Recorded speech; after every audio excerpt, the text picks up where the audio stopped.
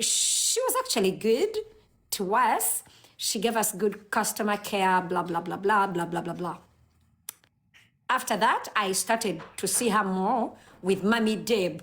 Now, she was working at Boujje, but everybody got to know her because Mami Deb, apparently, on top of working at Boujje, she hired her to be her personal assistant. One day, can't PA. PA. I noticed ebintu bino owamanga. One, she was always with Mami Deb. She was always with Mami Deb. One. Two, she was always in Mami Deb's home. She was always in Mami Deb's home. Ngamba, buli lunaku abeera mu nyumba ya Mami Deb. She was always out with Mami Deb. You know, and to me, she was doing much more than what a PA did. And I think that is where the problem comes in, ain't it? Eva ngabera ewa Mami Debu atambula ne Mami Debu era senga Mami Debu teyali mukyala mufumbo twaliwozeza mbuno bakola ebisingawo akategedde buli lunaku buli ssaawa buli wamu Mami Debu ali ku trip ali naye Mami Debu agenze gulu ali naye Mami Debu ali mu bbaala ali naye at some point nga abeera ne Mami Debu even when Mami Debu is having some private family moments that she should be having with her husband and her children. Ruth was always there. In short, Ruth was always in her face. Now, consequently, yafuna some things, both as an employer and both as a friend and both as a PA. Kati obuzibu we bwajjira abantu bano balemwa okwawula. Abantu bano balemwa okwawula. Actually, Ruth failed to distinguish between her roles. Mubulamu bwa Mami Deb. Is she a friend or is she an employer? Please note, she's boundaries. The problem is boundaries. The problem is boundaries.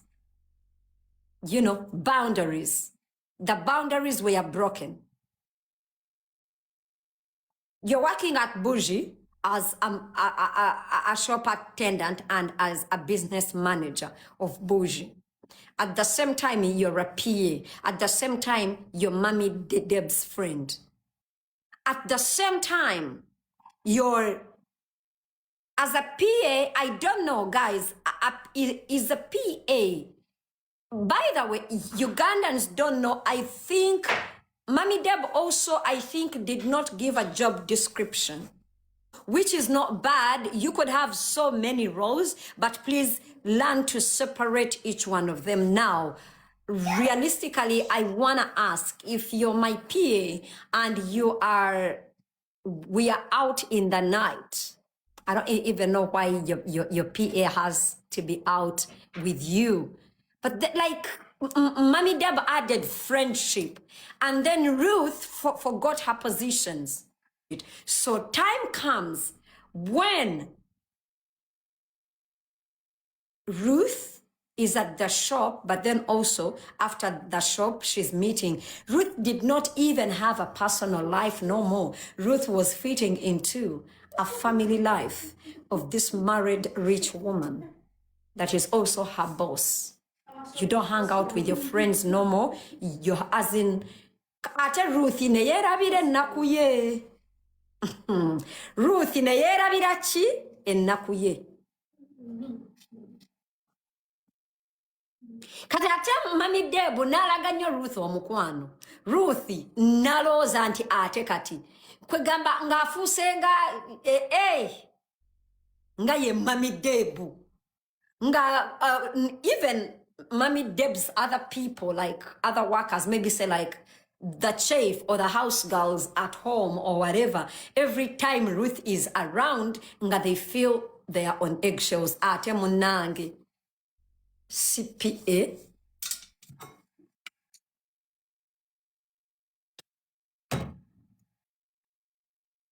at the shop where I'm managing. So because Ruth yakwasaganya ekyomukwano n'akwasaganya ekya PA ne bafuna omuntu omulala ku Boujje. Naye ng'ate Ruth ne ku Boujje akyaliwo nga waliwo omuwala gwe yakolanga naye nga bamuyita Shiba. Kaakati wanudde kasitoma ajja.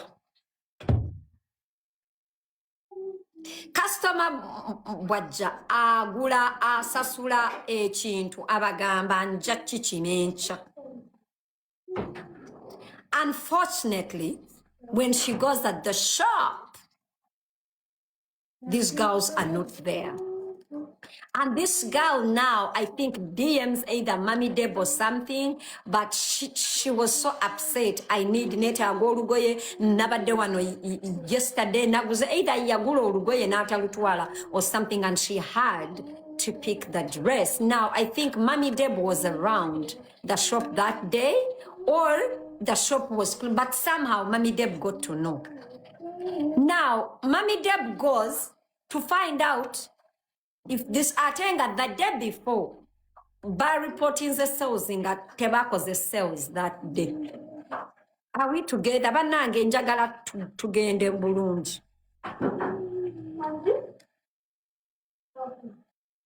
Muntegedde.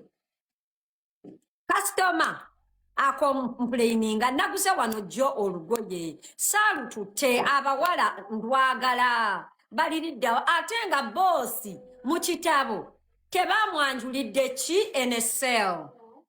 Awulira?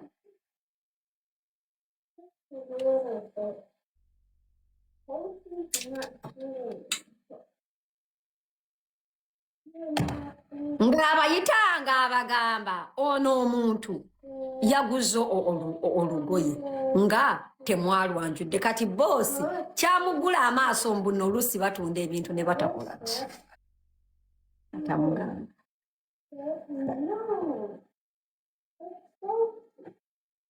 Kati ate omuntu kati ate abatuuza ne beeropa both of them. Kati ono Shiba ne Ruth nga bali bati nga bakolagana nnyo bati kati ono abakunya Ruth ya alokooma munne. It was Shiba that sold the what? The lugoye tapinga. Kati Shiba bamala omuloopa agamba Shia. Oh, yo, yandopye, yes, I know I did this. I am guilty. I accept naye. Ruth is not innocent either. Actually, she's worse than me. Oh! Kauli dap. Yagambya atya, bichi, yes, kale, I did it naye ate ye alina worse than me. Kategedde. Nga baloopa Ruth. Katata bosi. Yalina favorite, please remember. Ruth is a PA and a friend. Ruth has this innocent look. Nga nyonyolanga gamba no, vampiriza, kati bichi. She made me do all those things. Era she said, when namulopa, she will say that I was doing it with her. Jukira bossy has a soft spot for Ruthie. Boss, our Ruthie, a second chance. Boss, agobani Shiba. Boss, agoba Shiba. Ruth sigalawo ku Boujje. Nayate, please remember, Debbie amidst everything, Debbie alina omuntu amutegeerera ani amumanyi minus Ruth ani omulala ategeerera Debbie. Gwe woba olaba.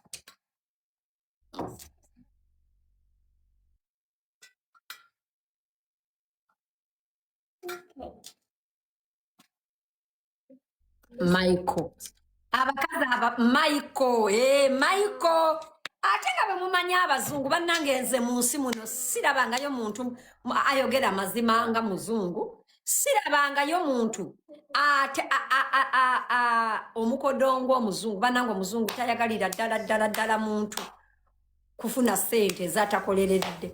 Mami Deb agenda out atutte Ruth.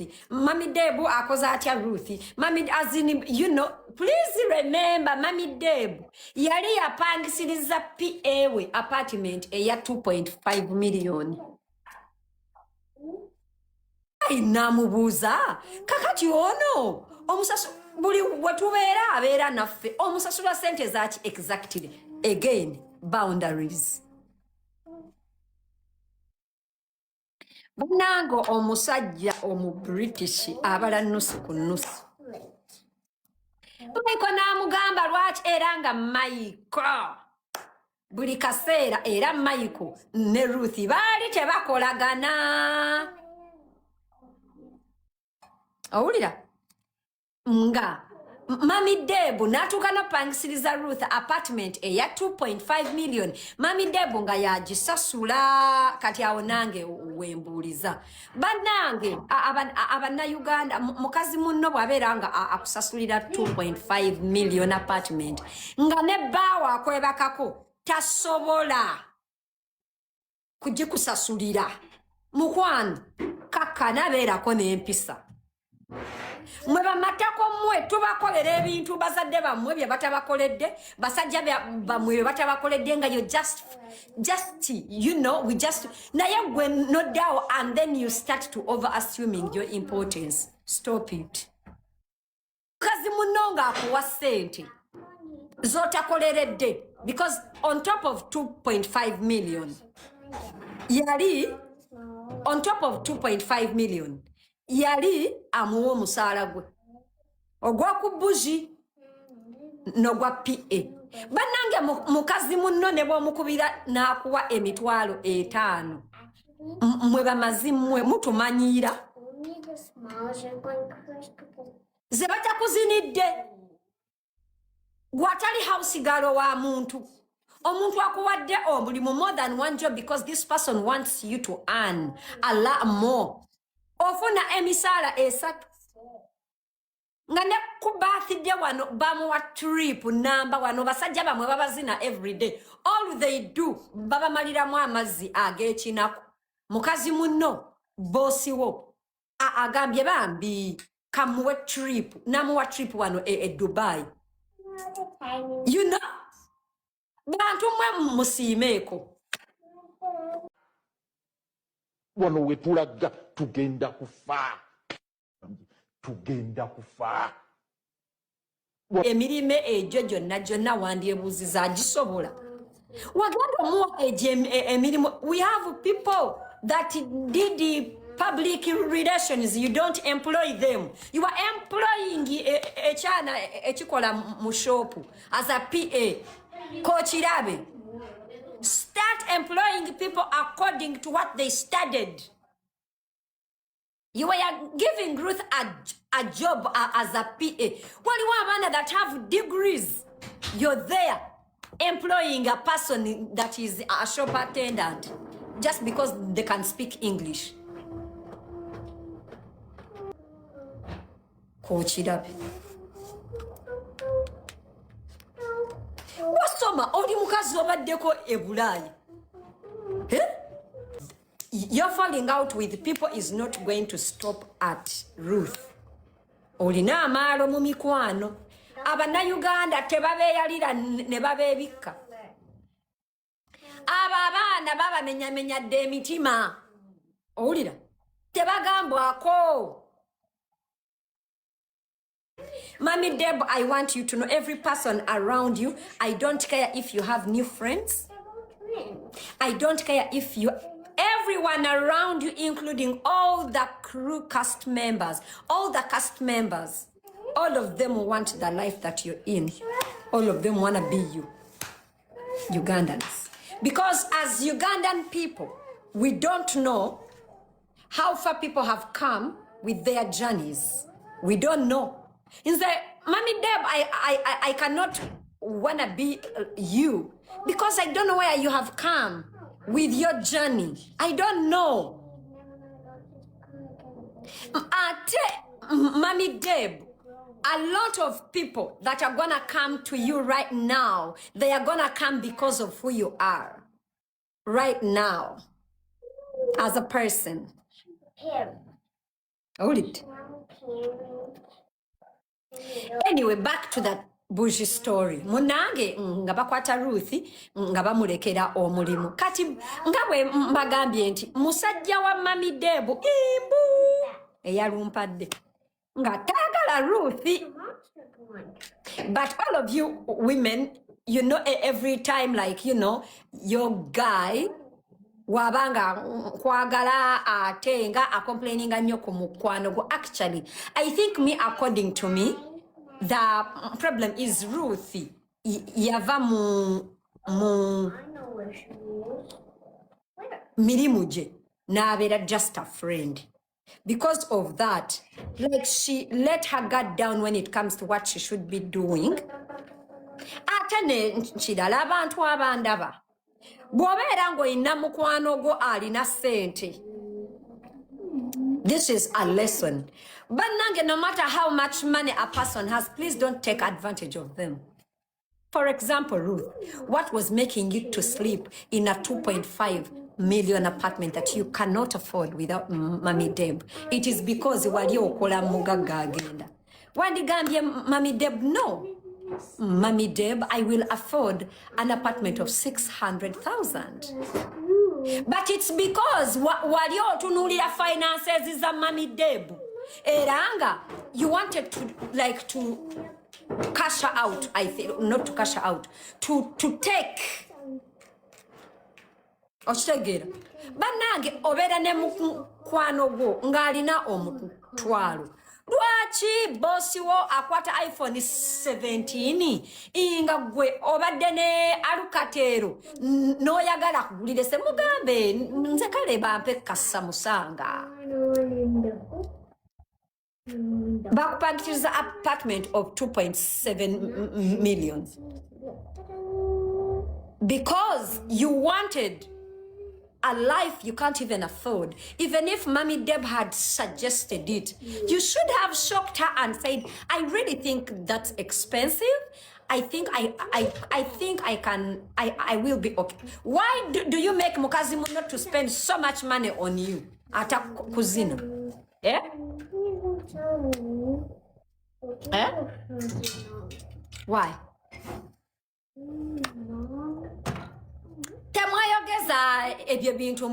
On the show, Ruth didn't want the apartment, so what? They forced her. Can a person force you to live in an apartment that is expensive and you don't want to live there? They cannot. So they forced her.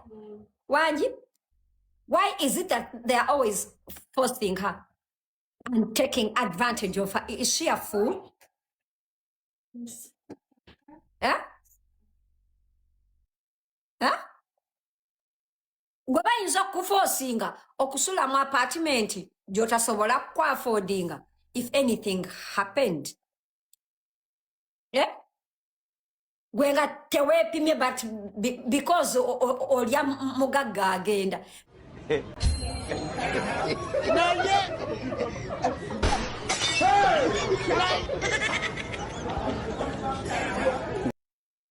Munange nga Michael nga agamba lwaki omusasulira rent lwaki okola bwoti kati munange Mami Deb ndozanga zeroing down nga agamba Ruth, you know what, I think ogwa PA gukulemye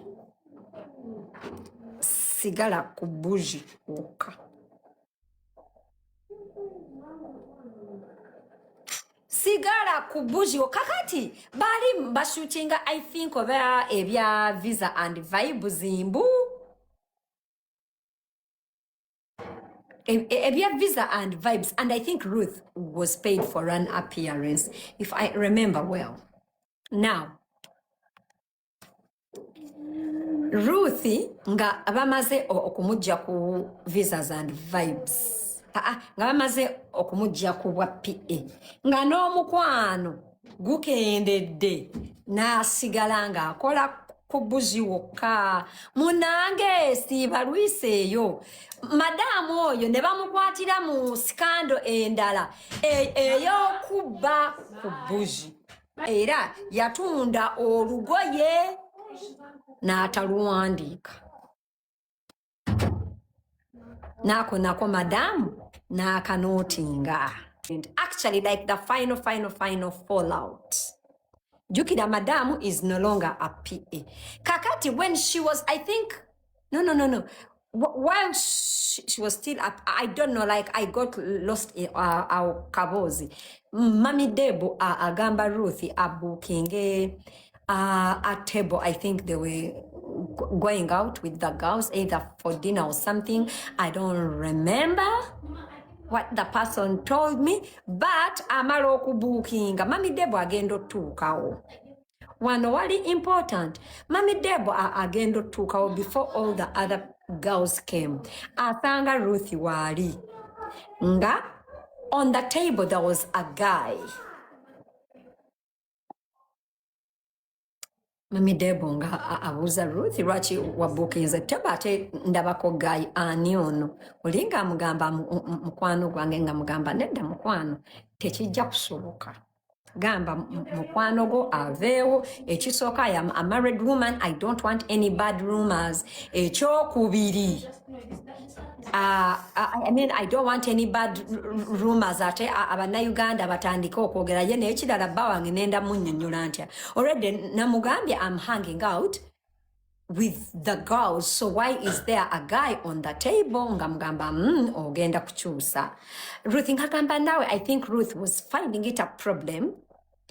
Okola ki okugobawo ono guy Mami Deb nga mugamba, okay, if you want, I'm gonna leave. I think a guy joined them. I don't remember well, but what I know, Mami Deb, waliwo guy on the table that Mami Deb did not want. So Mami Deb says, gamba muno aveyo. Actually, Mami Deb got upset inti. Of course, if they ask this guy to leave, everybody will say Mami Deb alina empisa embi. So, Mami Deb gets up and starts walking away. When she walks away, Ruth agenda amugoberera nawe bemidde namugamba ndeka, like okola nnyo ebintu, like you know, like to upset me, like why nkugambye munno mugambe, like you want me like to look like the bad one, bichi. So Mami Deb bambu namwe like ndeka. Mami Deb amwesukuzaamu bwati, you know, namwesikako, and I think about Ruth was putting on heels or something. Ruth slid nagwa.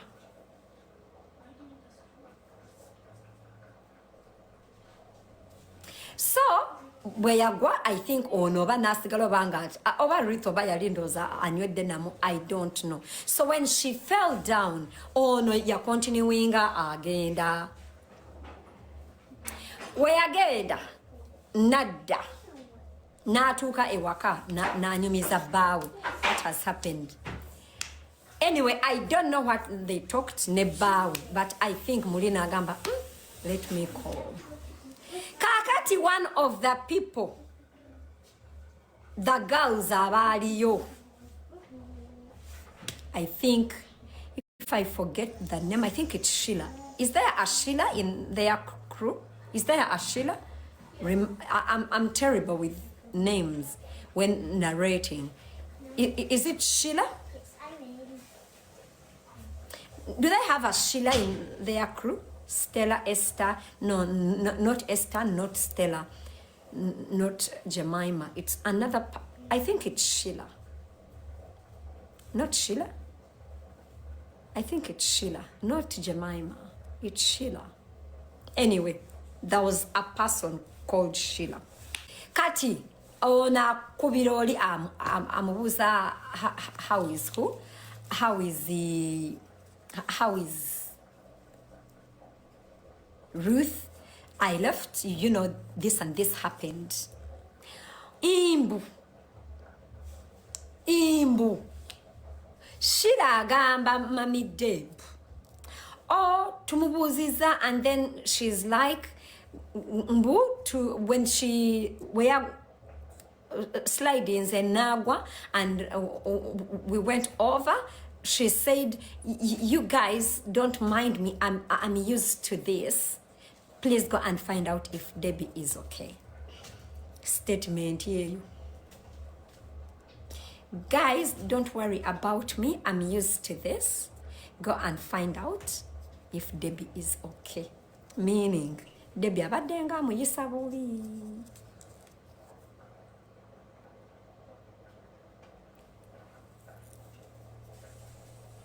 Kati Sheila ebyo abigamba Debbie. If it were you and Aba, how would you feel?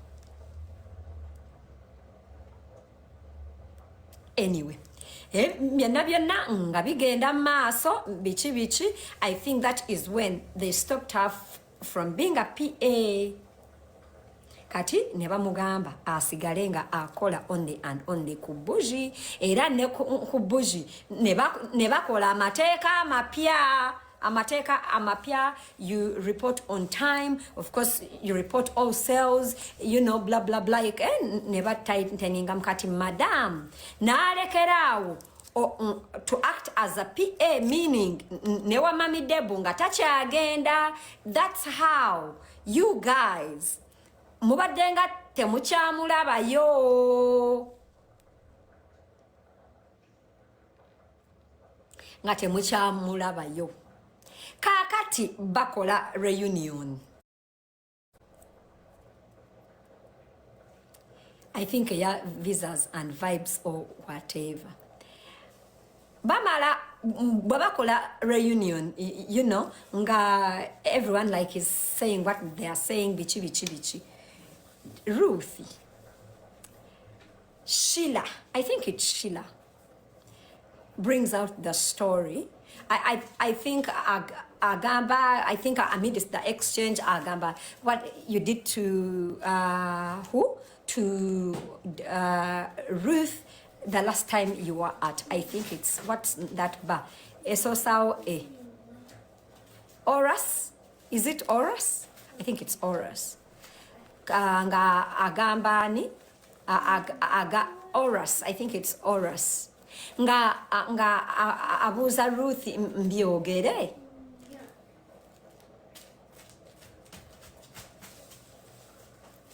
Kati, of course, Ruth, being Ruth, didn't want like to come off like, okay, I'm saying how Mami Deb treated me, but it's like they were trying like to hold her at ransom of, we can tell the world what you did.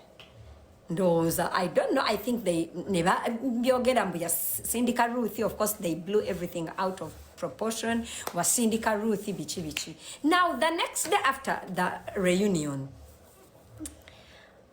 Ruthie agenda kuduka ku Boujje.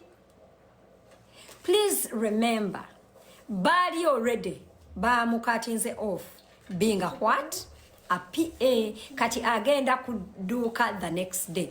Jukirona alina obusungu bwe bamulabisiza wa? Bamulabisiza kuwa? Reunion, and remember all those things were being filmed. Bamulabisiza naye alina obusungu bwe. Madamu enkeera agenda okukola yatuukayo ku ssaawa 5.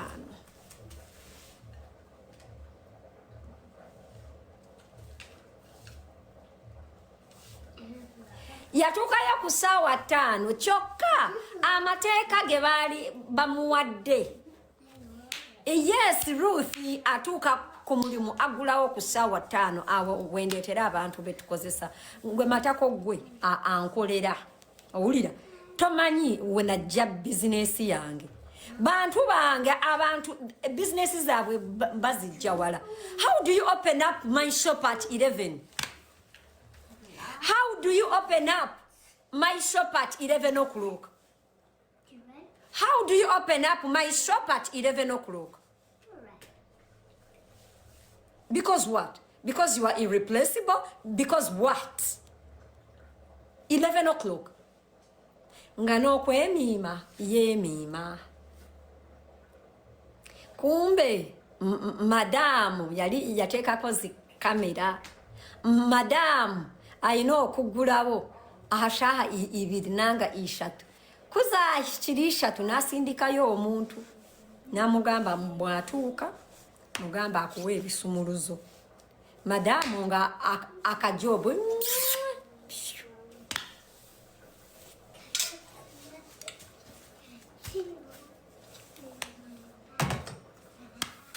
Madamu akashopu nga bamugoba.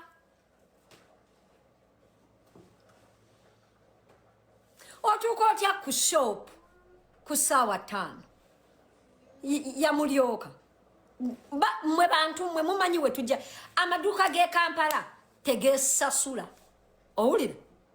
Amaduuka g'e Kampala omuntu ogulawo edduuka everyday nga you're not making sales but it's there for the address. Owulira? Ate n'ekirala bannange mmwe abantu abatukolera ofiiringa otya comfortable boss wokusasulanga omusaala buli mwezi nga ne sente ezisasula rent ziva outside the business.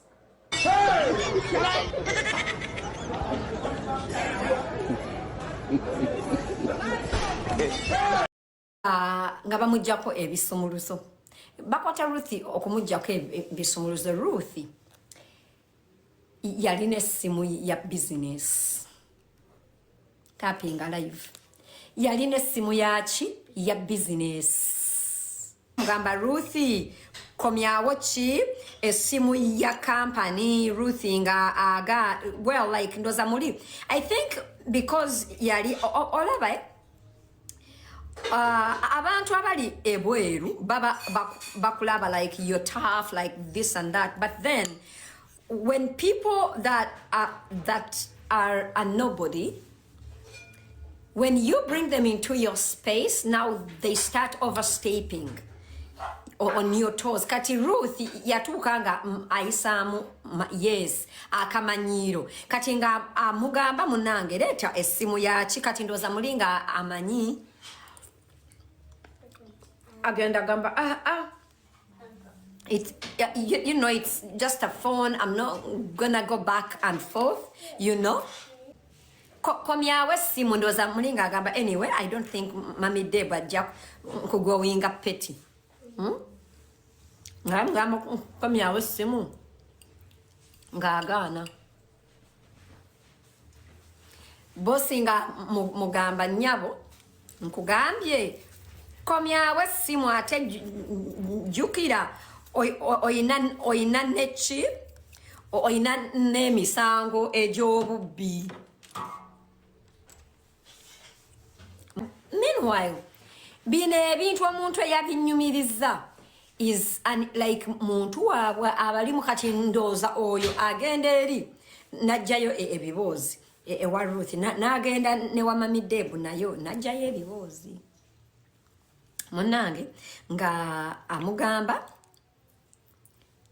komyawo essimu ono nga agaana. Mami Deb ndooza nga getting upset. Kale nga alaba ono I'm pushing like do your worst or you know whatever. Mami Deb nga amugamba njagala o signing NDA. Ulaba nange Mami Deb osesa.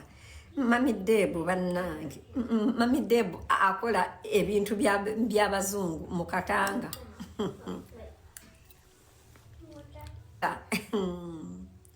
Atamanyi what an NDA is? It's a non-disclosure agreement, like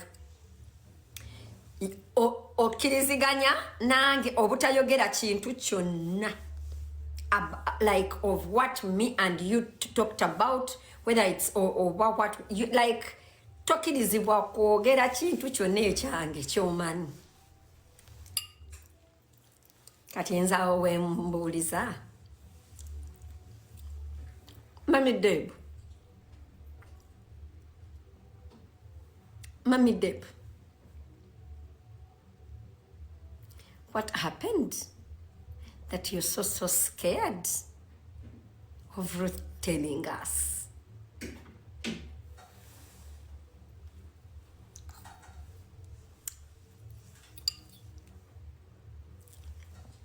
Guess what? Ruth nga agamba sirina NDA jengenda kusayininga. Ruth nga agamba sirina NDA jengenda kusayininga.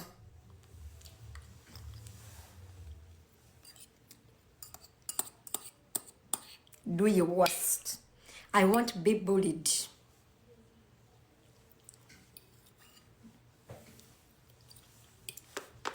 Aganya kusayininga NDA. Aganya okomyawo simu. Ayogeranga do your worst. What you gonna do? Okukakana nga tebamulopa.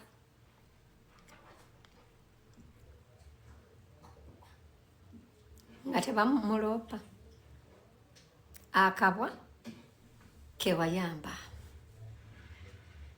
Negwe Ruth era nange abantu be Uganda wenna oliawo wasoma obachi bakuwadde akalimu bakusasulira apartment ya bukadde manya bumeko oliawo osinikira bosi wo. Onange nga bamulopa ndowooza nga bamulopa.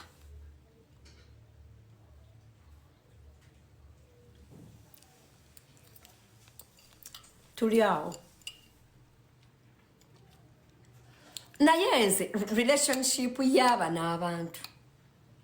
The problem came from Mami Deb being friends with her workers. Kati awo wenyini nalabyeko awo comment.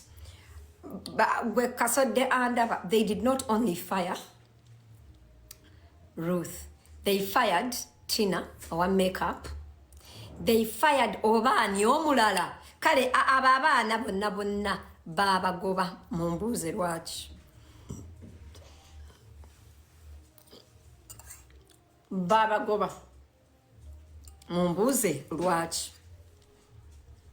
Owenviri, owa makeup. Do you guys know that every time? Do you guys realize that Mami Deb was having bad makeup? Ngaba muvumira nnyo makeup. Makeup wenga tali nice. That is one. It was always terrible, yes. It was always terrible. One. Two. Kati kati ate Mami Deb era bwe buzibu yakola omukwano n'abakozi be bonna inti nga even when a person is doing a horrible job abattasobola kumugambako okitegeera abattasobola mugamba because ate ajja munyiza kyokka ate the person is doing a horrible job kyokka nga ate yabafuula mikwano gye abo abaana bosi waabwe nga wabeera ababana sebo nga bajja ewoyo omukazi ibu gano nagajja ate a friend to a friend abana abo nga bagenda ewa Mami Deb olutuuka nga bagamba chef I want to have what Mami Deb is having. Okola makeup oyagala 5 course meal mu maka ga boss wo. Adage abana Uganda Moses abanange abana Uganda mwenna abandaba. Ne bwogenda out ne boss wonna ordering a 5 course meal mukwano. Ordering a bottle of water ode ewo olya akatogo. So ababana batukanga it's not their dedication to service, but they were enjoying what like the luxury they were getting from Mami Deb. Awulira. Yeah.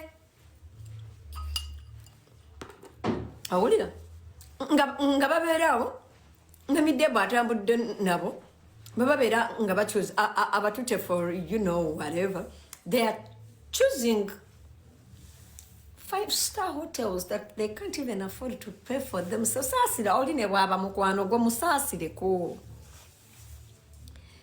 Kyennabagambye nti Mami Deb bw'abeera nga asobola okwaffordinga okusuzaako mu Serena, genda osule ku gundi ku triangle.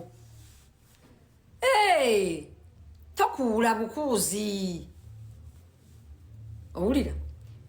Ne batuuka nga sebo omuntu wa yes, ingrates, yes. Era nze I still blame Mami Deb. Mami Deb, why would you make a makeup person to sleep in a 5-star hotel? Afune akazigo akaliraanye Serena alinyewo boda ajje akukoleko makeup amala agende. Don't mix what? No, Mami Deb is not the problem. Abantu abakola ne Mami Deb, they wanted much more than what they cannot afford. That's not nice. That's not nice. I'm sorry guys. Muzino scandals zaabwe ndi ku side ya Mami Deb. Naye ate Mami Deb naye munenya boundaries mie. Amunyankole has a saying. Kwaye manyize embwa ekweta mukodomi. Kwaye manyize embwa ekweta mukodomi.